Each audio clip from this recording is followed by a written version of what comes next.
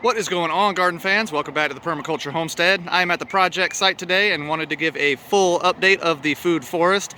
It is blooming. Lots of things are blooming. Plants are breaking dormancy. The whole place looks really good here, and I wanted to give you a peek at just a few things that you only get to see once a year.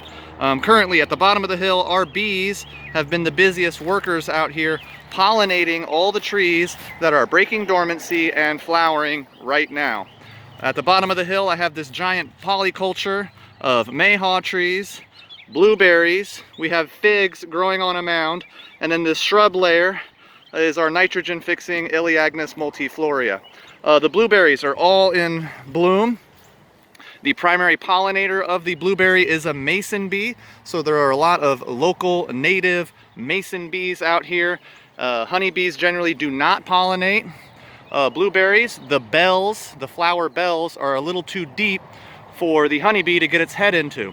So what happens is this big fat mason bee comes in, it stretches out the flower, and only then will the honeybee kind of come in and clean up what's left over. The mayhaws, we have a few variety of mayhaw growing. We have swamp mayhaw, Georgia red mayhaw, and they are all flowering currently, right now. So here is a mayhaw flowering.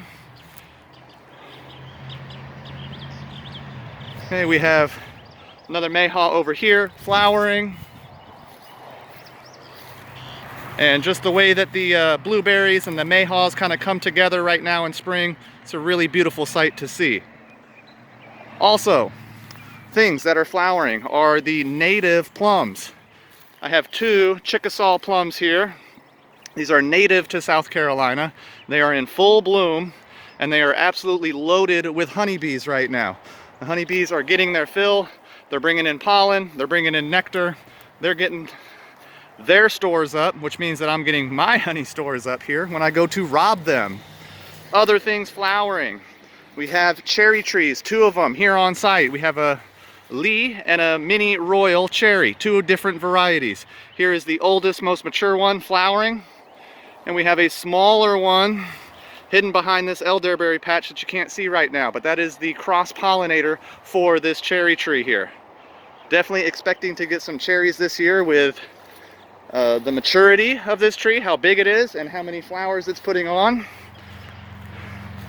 Other things flowering, things that have changed in just the last week, are the Ozark plums that we have here on site are both now currently in full bloom. So here is one of our Ozark plums starting to break dormancy, putting on a lot of flowers. Here is another one, looks beautiful. One of my favorite things to see here in spring is a tree loaded with flowers. It is certainly a rare time of year. You only get to see this once, and it's one of my favorite things to see in the food forest. So I've certainly been doing my part here as we're coming into spring.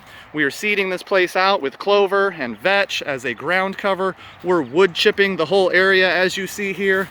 I've been coming out and watering and cleaning our swales, our trenches here. As it continues to rain, we're going to continue to build up water here at the top of the hill. And by the end of the month, we will be doing a tour of this food forest. So please keep in touch. If you're not already, subscribe to this channel to get information on that tour coming up this weekend. I will give you the information on that. As always, please like, share, and subscribe. That's what really helps us out. Please keep in touch because this is the time of year where things are changing rapidly, and I will be doing a lot more updates as we get into it. Appreciate you all watching. As always, if you have any questions about permaculture, just ask. Thanks for stopping by. God bless.